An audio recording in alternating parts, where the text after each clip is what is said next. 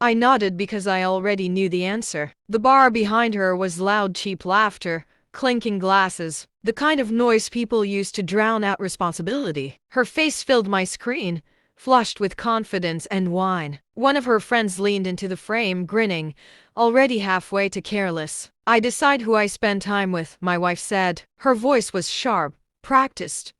You don't get a say. Someone off camera cheered. Another laughed. I looked at my reflection in the dark glass of the window beside me, calm, still, almost empty. Your choice, I said. She blinked, surprised by how easily it came out. No argument, no demand, no begging. She didn't notice my hand tighten around the phone, or the way my breathing slowed, deliberate, like I was stepping into cold water. The call ended quickly after that. They had a weekend to enjoy, a city to disappear into, a freedom they thought they had earned. I sat there long after the screen went black. Not angry, not confused, just certain. Some decisions don't end marriages immediately. They just confirm what's already dead. The shift hadn't started that night. It had been happening for months, small, precise fractures that only appear when you stop trying to explain them away. The way she guarded her phone, the way certain names stopped being mentioned, the way girls' nights became girls' weekends, and the way she spoke to me now with authority,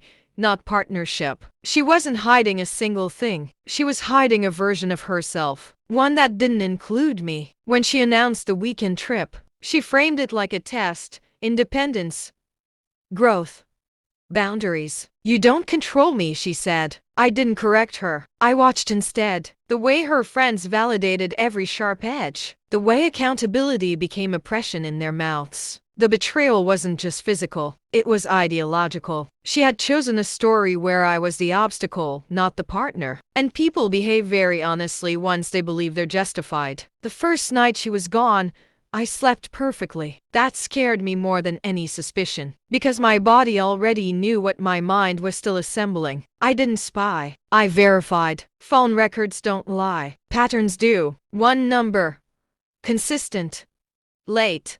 Long. A hotel receipt forwarded to our shared email by mistake. 2 beds booked. Changed to 1. I didn't confront her. I didn't react. I smiled when she sent selfies, arms around women who cheered her freedom, never noticing the man just outside the frame. I packed her things slowly, carefully, folding clothes like I was preparing them for someone else's life. I met with a lawyer, quiet, efficient, everything filed before she even checked out. I learned something in those days.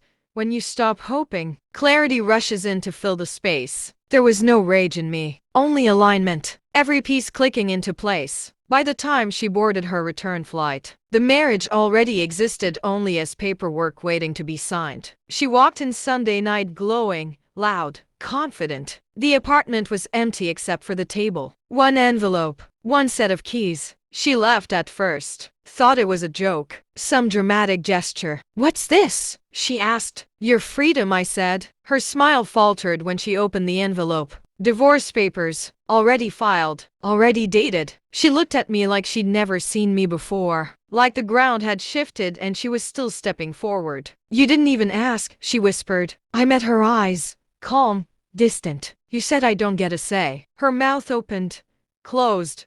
Her friends weren't here now. No cheers, no validation, just silence and consequence. I can explain, she said. I nodded once, slowly. I know. That broke her, because knowing meant choice, and choice meant responsibility. She cried, asked, bargained. I didn't interrupt. I handed her the spare phone I'd bought weeks earlier. Screen lit up, messages mirrored, photos time-stamped. The truth doesn't need volume. It only needs light. She collapsed onto the chair like gravity had suddenly remembered her. I thought you'd fight, she said through tears. I almost smiled. That's the part you misunderstood, I said. I stopped fighting when you stopped choosing us. I walked her through the logistics the way you'd explain a process at work. Who gets what? When she'd need to leave? How communication would happen? No insults, no accusations, just outcomes. Her freedom had been real, so was its cost. The last thing she tried was guilt. You're really going to throw this away? I paused, considered her carefully. No,